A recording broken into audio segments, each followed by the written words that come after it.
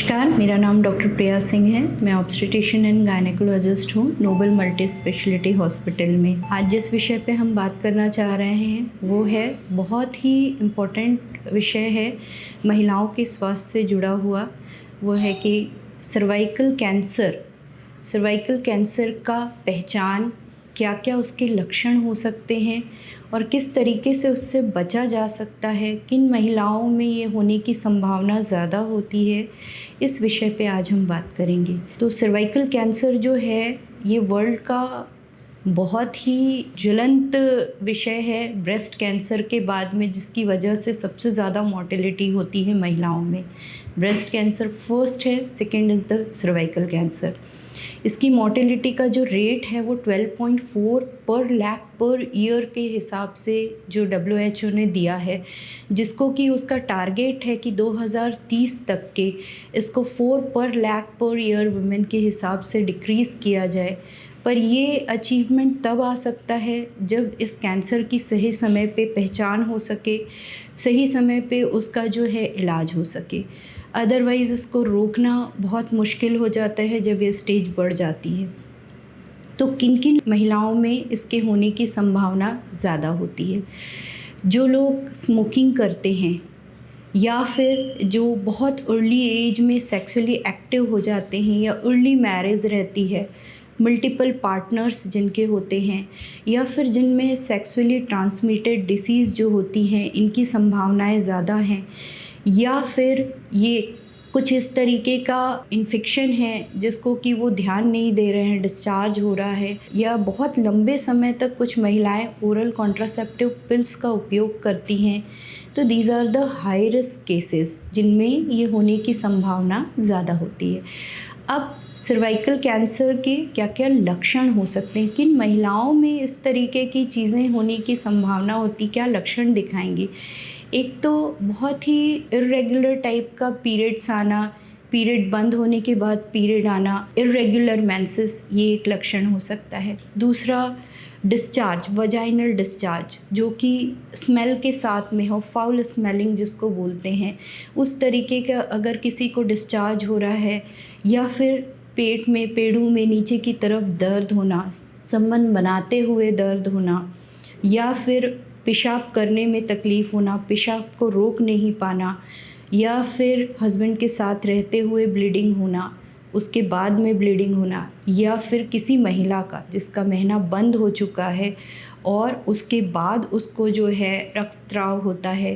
तो ये कुछ लक्षण हैं जो कि सर्वाइकल कैंसर से जुड़े हुए हैं। अगर इस तरीके के किसी महिला को लक्षण आ रहे हैं तो उनको इनकी जांच ज़रूर करवाना चाहिए। अब सर्वाइकल कैंसर जो है उसकी जांच कब करानी चाहिए, किन महिलाओं में ये जांचें जो है उनको एक्टिवली कराना चाहिए?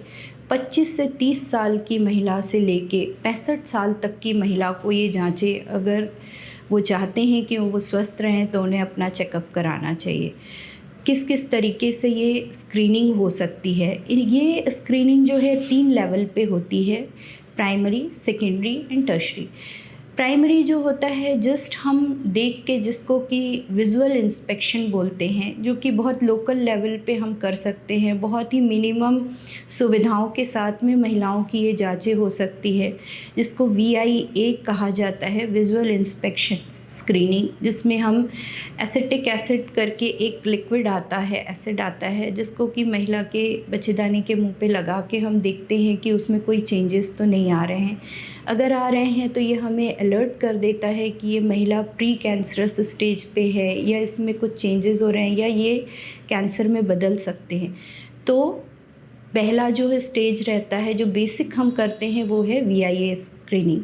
सेकंड जो टेस्टिंग होती है वो HPV टेस्ट के थ्रू की जाती है, जिसमें कि हम नीचे से सैंपल लेके उसको जांच के लिए भेजते हैं। यूजुअली सर्वाइकल कैंसर जो है वो ह्यूमन पैपिलोमा वायरस जो होते हैं, इनके इन्फेक्शन की वजह से होता है।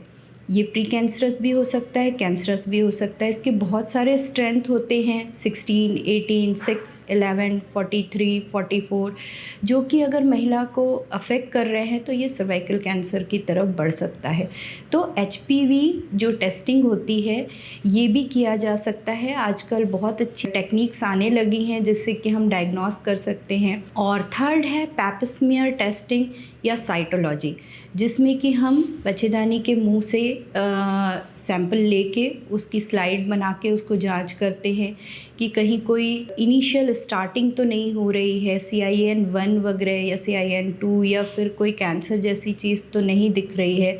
ये सब चीज़ें हम जो है पैप्समियर टेस्टिंग से कर सकते हैं। आजकल एक बहुत ही अच्छी टेक्निक आ गई है लिक्विड बेस्ड साइटोलॉजी, जिसमें कि हम बहुत एक्यूरेसी के साथ भी इसको डायग्नोस कर सकते हैं।